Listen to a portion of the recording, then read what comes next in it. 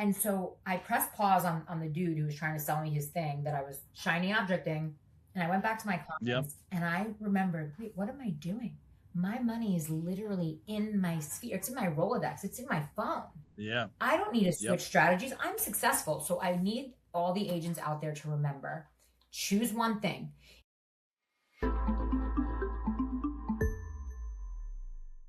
All right, everyone. Welcome back to the Why Do I Suck as a Real Estate Agent podcast. I am your host, Monte Reyment.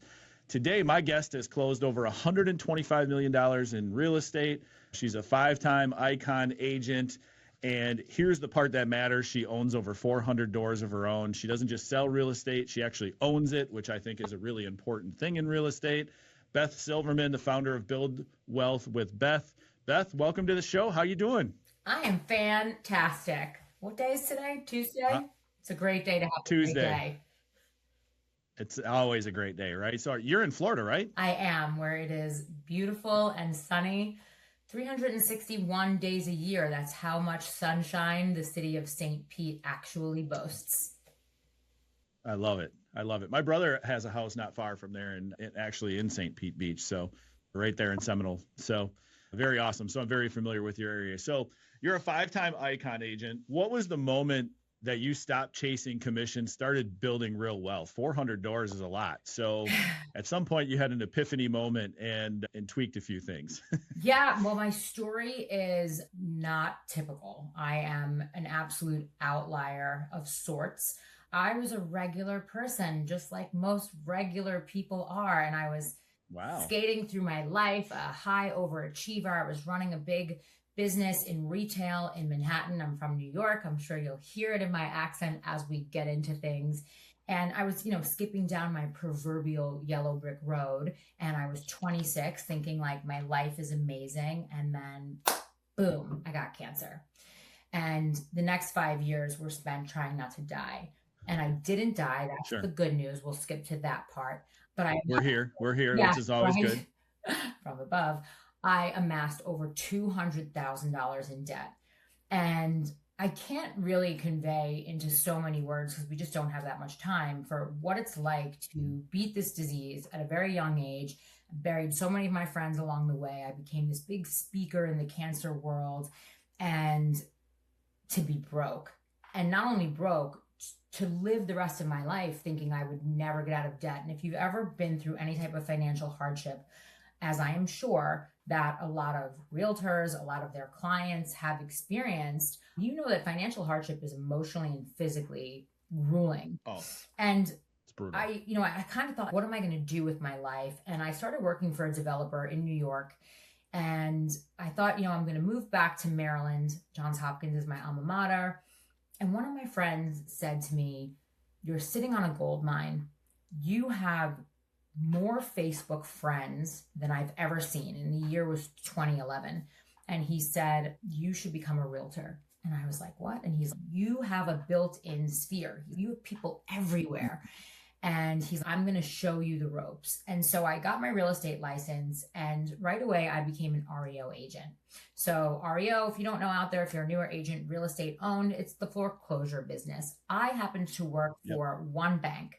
Even though I have my real estate license under a boutique brokerage, this one particular bank would give me and my partner their listings, and we would kind of get everything ready for them, list them and sell them. And I had to work my way up. I started with $44,000 shells on the boarded up west side of Baltimore, like dangerous.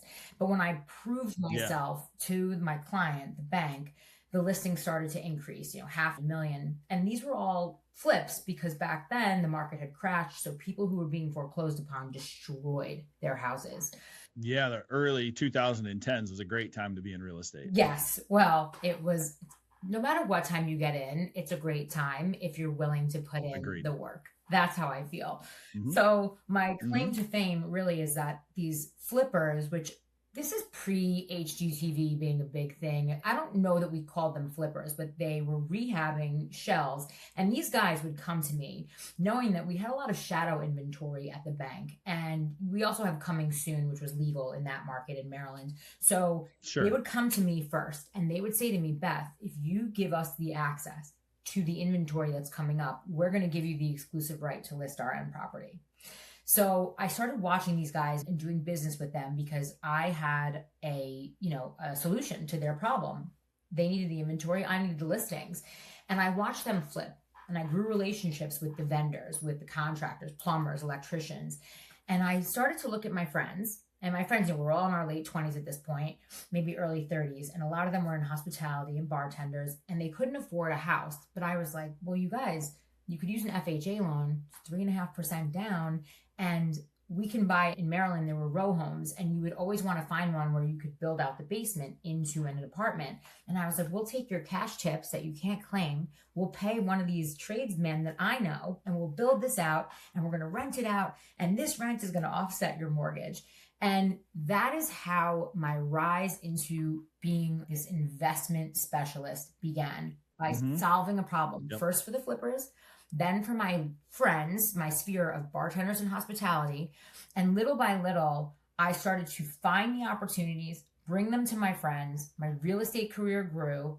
The more real estate I sold, the more commission I earned. The more commission I earned, the more money I made. The more money I made, the more I paid off my debt. When that happened, I then got in the game and started buying. That's the short version. Love it. So that's 100% a very short version. So it's crazy too, because I work a ton with real estate investors, and a lot of what you just said is really what it is. I came in 2018. That was my start, and very similar. I started doing it myself. Lost $17,000 on my first flip. Just hired a bad contractor who took a bunch of money from me and dragged the process out for a long time. Got killed in holding costs. Then tried listing the house. I wasn't impressed with my agent, so I went and got my agent. I went and got my real estate license, and then I became a real estate agent. I actually loved it to the point of the impact I was seeing. The first closing I ever had was a vacant lot, and the guy cried over buying the vacant lot because it was on a river, and his wife had just passed away of cancer, and it was like their dream lot and stuff like that. So it made a huge impact on me, and it was something I wanted to do. So I dabble in all of it. I consider myself an real estate person because I have Airbnbs, and I have long-term rentals and short-term rentals and flips. We do about 20 flips a year. So we're in all different parts of it, doing a whole bunch of different things with different systems and everything else that we've set up. So same boat, just I don't have 400, I don't know at this point, I don't have the system to do 400, so. Here's the thing. The thing that's kind of built me is that when I moved the business to Florida in 2017, I knew one person in one neighborhood. And so I thought that I would break into the luxury condo market. And when I say I took every actionable step to make that happen, very tough market to get into, but for all intents and purpose, if I had kept up doing what I was doing, I probably would have gotten that role going, but it was like 9-10 months, and I only sold one luxury condo. My broker at the time called me into the office, was not pleased with me, and I was crying, and I was like, what did I just make the biggest mistake of my life, moving to a new market after 7 years of being a realtor in Maryland? And I realized, let me think about what made me successful in my old market. And so when I thought about the way I was able to solve problems for investors, whether they were my friends embarking on their first investment, which was their primary, which is the greatest investment you'll ever make in your life. And so I said, well, what are the opportunities in Florida? That is when I landed in Airbnb. And I hit the Airbnb market in 2018. And if you remember what happened thereafter with COVID and being in Florida, so we had acquired 75 of the highest performing Airbnbs, and we were the ones that made them high performing. This is another thing about me. I don't take my client from start to sold. I position them from purchase all the way through profit. So my average client transacts 3 to 10 times in a 4 to 5 year period. And that's the beauty of my business. So I've never bought a lead, cold call, door knock, sent a mailer, bought a pie, threw on an event. That's not my life. I'm not that. I don't hold the keys. I don't go to closings. That's not my life. I'm a straight shooter, tell it like it is. I find the opportunity, I package it up, and then I bring the opportunity to the buyer. I don't necessarily have the buyer first, but I have the opportunity first. Well, and you've created a niche for yourself now too, right? So I think a lot of times in this industry, and again, I just talked about my ADD, real estate brain, so I'm all over the place. But in essence, I've created a little bit of a niche, and it seems like it's similar to you. I'm just in Green Bay, and you're in Florida, which the population difference is quite a bit. But being a generalist can kill your authority in a market, I think, too. I see it a lot of times. I'll see a few in our area that are luxury home listers, but then everybody else is just kind of scrambling around and they focus on whatever comes in front of them. I think of it like, you're out in the ocean fishing and you just drop a bait down and a bunch of fish swim by and you hope one of them bites. Right. That's the kind of mentality I think most of the agents have. Generalists make general money and specialists make special money. And if you know me, I want that special money. If I were an agent, and I were starting all over again right now, I would be a first-time buyer specialist. I feel like maybe I missed my calling in this regard because I would have this so under lock. Last year, I did a deep dive into my dollar per hour per client avatar. And I wanted to see who I was making the most money with per hour. And when I saw the money I was making with my first-time buyer clients, I was shocked. And I realized, I better ingrain this in a more positive way into my business this year. And I'm a firm believer, your first house is the cornerstone for setting up your life for success. The reason I teach people how to build wealth is so that if they ever face something like what I went through, they would have tools, whether it's pulling equity from their house, whether they, unfortunately passed away and give their house to a loved one, or set their children up for success, or have the tax appreciation. There's so many merits to buying a home. And I want realtors to understand that they need to do this. They need to teach their clients how to do this. So for me, I would start the niche with a first-time buyer. Easy. Yeah. Now, you mentioned you did an audit. Can you explain what that is for the listeners of this and how you went about doing it? Yeah. So we have to know the source of our business, right? Because if we know the source of where our deals are coming from, we know where to put our dollars or our time, depending on if you lead gen, just whatever you're going to do. So for me, every time you have a deal, no matter how new you are, how veteran you are, you need to be tracking. If you don't like a CRM, if you don't like the computer, I am an old school whiteboard. Right across from me is a 6-foot by 5-foot whiteboard. Below that is a 3-foot whiteboard. And so and then I just take pictures of it, and then my AI will load it all into my CRM, into all the electronic stuff. So I have all the records. Sure. It can remind me and it can automate. But for me, knowing where the business comes is paramount. And so I have all of my clients segmented. Are they a past client referral? Are they a past client retransacting? Are they an investor? If they're an investor, are they a flip? Because I don't really work with those anymore. It's either your short-term rental, your co-living, pad split, or multifamily, Section 8, long-term, midterm, short-term buy and holds. That's the move. And so then I look at where the business came from. And then I look at how many hours I spent in each deal. I don't care what anyone tells you is the average. Every single deal, as we all know, is unique and individual. And so the first thing I do to track how many hours I spend in a deal is in my Gmail, every client or address gets like a folder. So it becomes like a folio, so that I'm able to track, even if I have a new listing, all the showing time confirmations, everything gets put in there. So I can tell how many unique email conversations I had, and I look at the hours. So if it's a buyer, I do a 45-minute buyer consult Zoom. I do the same thing with my investors. It's the greatest 45 minutes to an hour of a human's life. They get it for free and immediately move into signing the buyer broker agreement with me. If they don't move to sign an exclusive, we're just not aligned. We won't work together from that point forward. Sure. So from that point forward is when I start tracking my time. And so I look at each deal and I know how much I make per hour, right? You take what you earn every year, divided by how many hours a week that you work. Don't lie. If you work part-time, that's fine. Don't expect $1 million revenue with a part-time work ethic. Right. But also, I'm at the point in my career where I don't really work a lot of weekends. I don't work usually after 5, 6 o'clock at night anymore because I don't have to, because I've automated that. But when you're new and you're young and you're hustling, dude, there was one time where I worked 61 days in a row without a day off, 12 to 14 hours a day. As much as you want it is the energy you have to put into it, and you'll get it out. Correct. So I track the hours, I track the revenue. So how much money am I making? With the NAR lawsuit, I always use BBAs. In Florida, you used to not have to. I came from a state where you had to. So when I came to Florida, and agents were like, "What do you mean you use them?" And I was like, "What do you mean you don't? What?" So I was Yeah, always getting paid. With my investor clients, some of them have to give me a non-refundable retainer, but all of my buyer clients pay me a pretty high transaction fee. It's about $1,000. And no one gets a break. I don't care sure. how much you bought with me. So that pays for my TC, my VA, assistance, pays for gas. So I'm able to look at the commission that I earn. What is the likely commission per deal? And I know if it's like a beach Airbnb client, those are higher price tags. If it is one of my sellers, my investor, he had a portfolio and they were all like $200,000, $300,000. The amount of work I did for those was extraordinary. You're working with all these buyer agents that are marginal, so you're doing both jobs. Hmm. All these FHA Yep. buyers, VA buyers on 125-year-old wood frame houses, the inspection nightmares. So you just look at every client, you look at how many hours you spend in the deal, and that's how you figure out your dollar per hour per client avatar.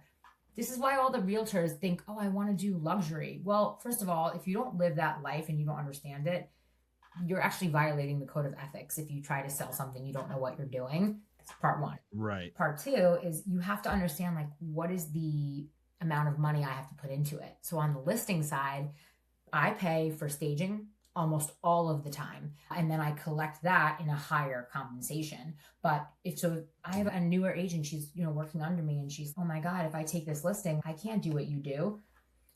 Maybe not. My media packages per listing, $500-$600. My staging packages per listing, $2,000 to $3,000, right? And so you have to know, what are your margins. So what did you gross in commission income, and then what did you net?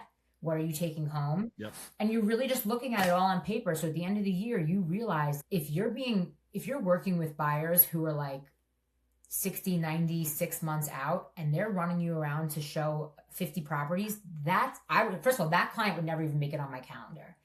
If you're a newer agent, I understand that you think you need to hustle. The only benefit you're getting out of taking on that client is learning the market, but I believe you should learn the market without the client. Yep.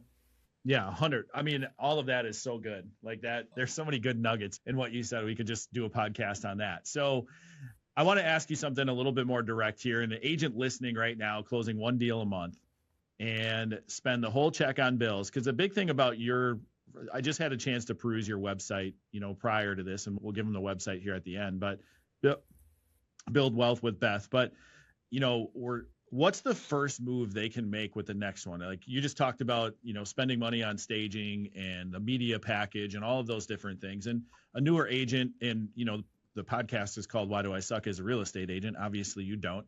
So how did you get past that part where you're like, okay, I can stick this kind of money into a luxury listing, or I can stick a certain amount of money in there? Where agents, I see this happen all the time, and I've been guilty of it early on, is, I do a ton of volume, but I still don't feel like I'm making money. Now I'm, obviously much wiser to that. But how did you get past that and just get into that Build with Beth mindset? Yeah. So first of all, you have to be very disciplined. Discipline is just how I live my life, right? So you have to commit and recommit every single day. You can't, it's the same as if you're going to the gym and you want to lose weight and get a good body. You can't, in the beginning, when you're overweight and you're unhealthy, you can't go to the gym once a week and expect results, right? You're in the gym 5-6 Right. days. And if you're in the gym and you're paying for $1 a month, like a Planet Fitness, right? You might get some margin of results. But when you can level up and get a coach and a trainer who's tailor-made, and then you're committing the same. So it's a rise. Everybody has to understand the first 2 to 3 years in this industry are brutal. If you got into the industry and you didn't put money away you're opening a business. So if you didn't have money put aside for what this business is going to cost, remember, what is 87% of realtors fail their first year? You're absolutely going to be with those people because it costs money to operate and run a business. That's part. And if you don't have the money, join a team. Well, and the key right there that you just said is it's a business. And I think the one thing, me being a broker now, is I get a lot of people who say they work for me. And I'm like, I don't know. You don't work for me. You work for you. I'm your support staff. I'm here. I get paid because you do work. Like that happens. I get a split out of what you make. So I'm here to support you. You don't work for me. I work for you. That's my mentality for all of these agents. And I have, marketing, and I have a TC, and I have all the people in place. for them to be successful. But if they go into the mindset that they work for me, they already failed. Yes. And so it's hard for me to get them past that, Well, so because everybody's stuck with that mindset of, hey, I grew up, I went, everybody else, they have to have a job, and they think of it as a job instead of running a business. Correct. And then when they get their paycheck, like here's another big thing that agents need to avoid. Number one, don't ever count your commission check until that deal is closed and the check is in your hand. That's A. Yes. B, the second you get your check, which by the way, if you have broker splits, if you have fees, if you have a team split, it's going to be a lot smaller than what you're expecting. And so the first thing is discipline. You need to take 50%. So I divide my checks. So they go into my business account. 50% of it stays in the business account.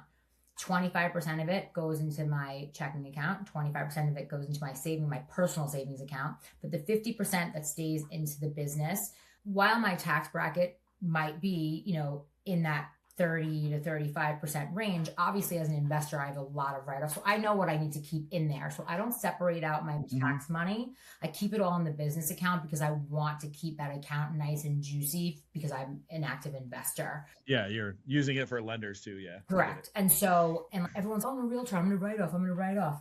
Yo, the more you write off, the less your purchasing power. And so at the end of the day, you have to really be disciplined on your bills and your budget. I could show anyone, whether you're a buyer or a realtor, let's audit your life. Show me your Netflix, show me your Uber Eats, show me your Uber, your Lyft, your Grubhub, your subscriptions. If you get rid of all that, you're going to have an extra 20 grand at the end of the year. People don't even take Amazon off your phone. I dare you. You'll be really rich then. So I can show anyone how to save the money. Yeah. And I tell people all the time, who cares about the interest rates? The minute you can afford to buy a property, if you can't afford to buy a property in the market that you live in, buy one in another market. Why does your first house have to be something you live in? Why can't it be an income property? You just need to have the right specialist and the right team guiding you. So I have all of these, this ancillary revenue coming in, whether it be from, a rev share group at EXP or from my properties. You don't retire from that. You don't buy a couple properties and then you're suddenly going to retire. However, now I'm approaching 50 and I want to start to enjoy the fruits of my labor. And so I can look at the clock of my properties, my equity, and I can now say, you know what? If I don't do $500,000 in GCI this year, if I only do 300 or 400 grand, I'm fine because I have other money coming in. And so you have to know what you need for your life to win.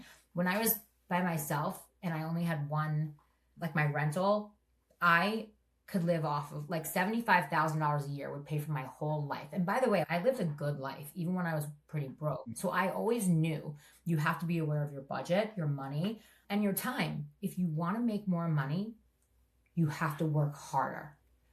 And people are like, oh, work smarter, not harder. No, work harder, literally harder. When I was young in this industry, I could do both. Work anyone. And that's what I would work through holidays. I would be the one always available. At this point in my life, there's never going to be a time I answer my phone 24/7. If you saw me in the first half of my Florida career from 2018 all the way until about 2 years ago, 2024 is when everything really changed. But I would say like the first few years, you could call me anytime. Like I was answering calls from clients at all hours. I didn't care because I wanted the money. The money for me was a means to an end. I was also smart knowing where does that end come and how do I achieve it? Yeah. Yep. And I think that's right there was such an important thing. And I took that approach as well, is where do I want my end? What does that look like?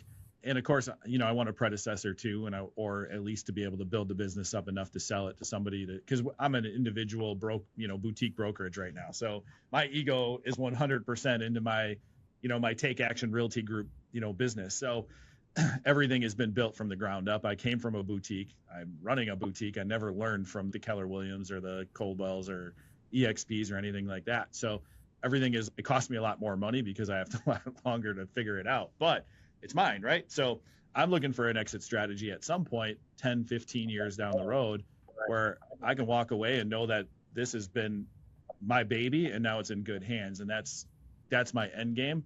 But what you just said about working hard and then reinvesting back into your business, that's 100% of what you have to do the first 3 years And then when you start a brokerage, you got to do it all over again for another 3 years at least. And then, and then go from there. It's So I know exhausting. exactly what you're talking about. It's so It exhausting, is. and there's so many different levels of survival, success. And then I know you know this, just when you think you're like hitting success, something either happens or there's a setback again, because the journey is our life, right? The destination is the end. Yep. The journey is every single day. And you're going, and then suddenly 2024 was a terrible year in my life. I started January, it was great, 5 people under contract. My clients, in February, my brother died tragically. And I was like, okay, I could not work. So I didn't work for a few months. Again, money was great, right? I built my whole career trying to tell people if disaster strikes, you'll be prepared, especially in real estate. If you're banking your commissions, if you're buying properties, if you're doing everything correctly, if you're paying off your debt, right? So I had no debt. And so, if I wanted to take off, even if I didn't have all my revenue coming in, I could live on credit cards if I had to, right? So I got myself in a great position. I go back to work, back right at it again. And then September, Helene hit. 2 weeks later, Milton hit. I lost my roof. I lost my fence. 27 of my clients had full catastrophic loss. I lost half of my business. Every day I was on the phone and I was just trying to be a therapist to my clients who have now lost everything. We were at a standstill. Power and water came back on. I get in my car to go check on a listing. I get in my Jaguar that I bought in 2022. And if you knew me, I had driven a car prior to that for 17 years before buying myself this figure sports car. And my car is a year old. I go to check on a listing. I get hit by a truck. My car is totaled. Jesus. So now, literally, 10 days later, I get on stage and speak at a conference in front of 4,000 people. I'm thinking, what else could happen this year? Because now we're in November, and in December, shit you not, I took a fall in a restaurant and my head literally went into the wall. So 2024 was a bad year. I only sold real estate. That year sucked. Yeah. It was awful. I sold real estate for 5 months. I sold 20 houses, which is half of the amount of production that I do. Now, the average solo agent in 2024 sold 4 houses. So the fact that I sold 20, and that's half of my production, and I'm still crushing life. But it changed my perspective on everything. And so even when you're working so hard and all these things, you have to just understand that life keeps evolving. The people who get you to point A are not going to be the ones who ride with you to point B. They're not going to be the ones who guide you to point C. And along the way, you have to remember to stay true to yourself. I'm very loyal. And I've been loyal to my vendors for a long time, and I carried a lot of them to their success. And in the last couple of years, I was burned. I've been burned by contractors who ended up stealing from clients to the point of criminal, hundreds of thousands of dollars. I've been burned by lenders. And so it's wild because you step back and you're like, my values don't change. It's just like when you get your heart broken, of course you're going to love again. So integrity, loyalty, authenticity, transparency. Throughout my whole life, whether I was hustling all the way until now, I'm still me. And at the end of the day, I got me and my 2 feet that are going to carry me all the way through. Well, and I think, not to bring back the cancer thing, but you're a 21-year cancer survivor. And then you went through all of that. Then you got hit in 2024 with a ton of things that a lot of people can't. And this business is not for the weak. You have to be tough in this business. And no, it's not. I think all of those things that happened to you, it didn't happen to your clients. And so they don't know or they don't care. They just, they do, but not on a day-to-day kind of basis, right? Your own life. So, at the end of the day, real estate's still going to move. It always will.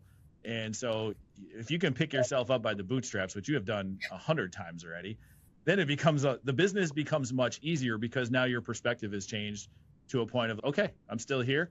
I'm ready to roll. I can live off of 75 grand. I can live off of 300 grand. And I think it becomes down to a lifestyle choice at that point of what do you want to do and where do you want to go and how do you want to do it? I did 100 deals in a year.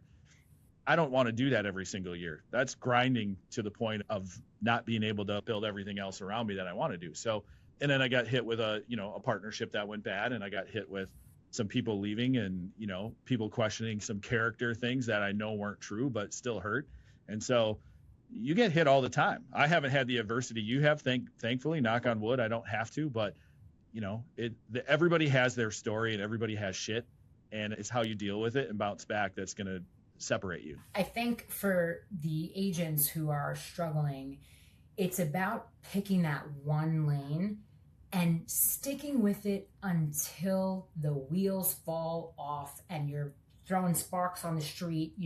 That's the thing. The shiny object syndrome is very real. And I caught myself doing this just the last few weeks. I can't believe myself. So obviously I went down the AI rabbit hole, like with everyone, right? Oh yeah. From, chat to Claude to building out agents. And I was like losing 4 or 5 hours of my day so that I could automate and build and do all this stuff. And I realized my business is built on this very specific thing. I have a circle of clients who retransact with me over and over again. And then, which is why I think I'll have a big book to sell one day of business, just like you in your boutique. And I feel that when I'm using AI to automate things and then ManyChat and then take leads, wait a minute, I never bought leads.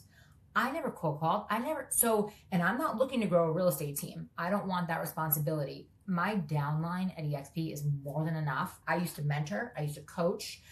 I don't want, so God bless you for being a broker because it's so hard. And you want all of your little baby deer to just be the best and you want so much of them, but you have to meet them where they're at. And so I almost went down this rabbit hole where one of my boys was like, I'm doing this new AI thing and you're crushing it with these listings and buy this and we're going to start dialing everyone in the neighborhood. And I was like, it was so shiny. I was chasing it. And then I literally said to myself, and then one of my clients called and she's, hey, we've owned the house that you helped us buy for 6 years. They have hundreds of thousands in equity. Their mortgage payment's only $1,800. They're at 3% interest rate. Ooh. And they were like, we are ready to start buying income properties. And so I pressed pause on the dude who was trying to sell me his thing that I was shiny objecting. And I went back to my clients and I remembered, wait, what am I doing?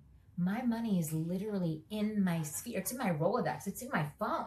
Yeah. I don't need to switch strategies. I'm successful. So I need all the agents out there to remember, choose one thing. If you choose mailers, and you have to understand there's a 9 to 12 month period before you're going to see any measure of success. You have to know what it costs and know how to do them effectively. If you choose to door knock, there's a strategy behind it. You can't just do something for a few months and think that it's going to work. You have to do it and keep doing it so successfully with so much passion, vigor, and obsession that everybody remembers you for that one thing. Right. Yep. Now, that's a great way. And I think that's an amazing way to kind of wrap this up. Tell people about Build Wealth with Beth. Who's it for? Because I think that's a good segue. Yeah. So it's for the regular mom and pops. So even though I built my business and then worked for big investors and that's not my client. My client is, I call them moms and the pops, like you and me, the regular folk. I want to teach everyone how to buy their first home because home ownership is so powerful and the equity play and the leverage and the tax deductions and all the things. So my website is literally for investors and realtors. I teach realtors how to work with investors, not the kind who text you every day looking for off-market fixer-uppers. Those are not your client. Do not work with them. Yep. How to find opportunities to bring to your existing sphere. So if your clients can't afford to buy their first house, if they're stuck renting because of high interest rates and down payments they can't save for, house hacking is what you need to learn to teach to them. So I'm looking for the realtors who want to learn how to bring this to their existing sphere, right? If you're luxury and you're saying, why would I want to deal with Beth? Well, because your clients have money. And if they're not moving anytime soon, but you want to stay in their sphere and bring them value and go deeper with them, why not talk about their goals? Maybe their money's not performing in the stock market or crypto the way they want it to be. Why not? If you don't want to take on learning the new skill set, great. Use their money and refer the deal to somebody like me. You'll sit back and do nothing and get 25%. So it's for investors and agents. That's who it's for. I love it. I love it. Where can people find you, Beth? Build Wealth with Beth on Instagram is like the easiest way to get a hold of me. I'm the only one who reads those DMs. Not a bot, not an assistant. It is me. You can find me on Facebook, LinkedIn. I'm all over the map. But at the end of the day, if you really wanted to find me, you would come to St. Pete and you would meet me in my cigar lounge, Central Cigars. I would be there with a cigar. Ooh. That's the quickest way to get a free training from me is you just pull up a seat next to me for an hour and a half. Nice. Nice. Well, hey, next time I'm down in St. Pete, I'll hit you up. I usually get down there about once or twice a year to visit my brother. So, and he's an investor. He's a wholesaler up here in Green Bay. He runs a business, but he lives in St. Pete for about a month a year. He was there for about 6 months, but his kids are older now and want a little more structure. So he's living up here, but it's been great. So Beth, thank you so much for coming on, guys. The links will be in the show notes. And if this was a hit, share it with somebody who needs it. New episodes every other week. This is Monte Reyment, and this is the Why Do I Suck as a Real Estate Agent podcast. Thanks for watching. So that's a wrap here on the Why Do I Suck as a Real Estate Agent podcast. Thank you so much for spending time with me and our guests. The people you hear on this show really aren't guessing. They've been doing the work. They've been doing it for a long time. They're sharing their behaviors, their habits, their successes, their systems that actually lead to real work, real success. So please subscribe and follow so you don't miss the next conversation. Until next time, remember, you don't suck. You're learning. It's the beginning, or maybe you're in a rut, but you don't suck. So make a few changes, stay curious, stay consistent, and please keep coming back.